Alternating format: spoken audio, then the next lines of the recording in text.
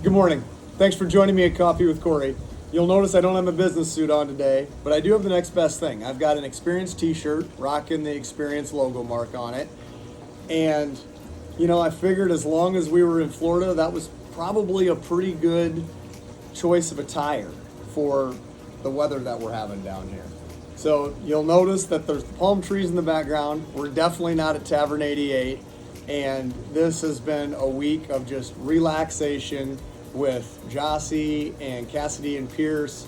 And we've done everything from walking nature trails to visiting the beach. Pierce and I jumped a jet ski today, and there's been plenty of lounging at the pool that you see in the background. So a nice, relaxing time away with my family. It brings to mind that you get to be a little bit analytical with things. I know I sure was. When it came to buying a property in Florida, we talked about it and thought about it for years. And I don't know if 2023 was the right time to buy this property, but it was the right time for us because it was the right time for our family.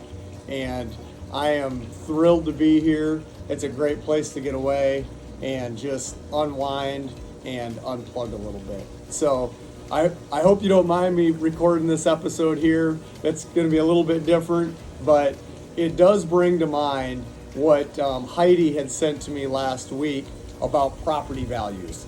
And it was on some recording that we had done, and she sent me a message and said, "Hey, what were the property values in the 90s when you got into real estate?" Well, I will tell you, when the first investment property that I ever purchased was for $80,000.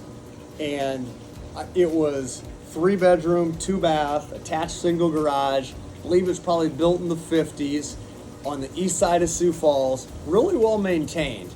And it was the first rental property that I ever purchased.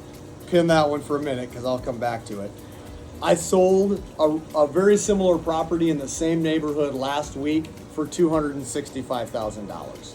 So I'm going to let you run the math on that, but that's where real estate values have gone in Sioux Falls since the late 90s.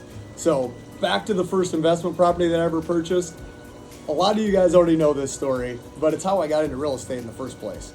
There was a good friend of mine that was needing a place to rent and was living in kind of a rundown property. So I thought, well, I could buy a property better than this, rent it to my friend, and know it's going to get taken care of, collect rent, build equity, the whole deal.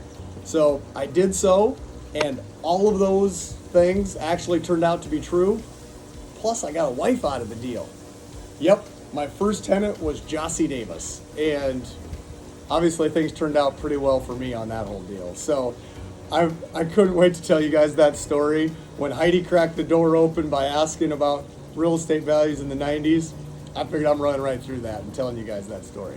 So thanks for listening. Thanks for tuning in. And I hope to see you next time at Coffee with Kory.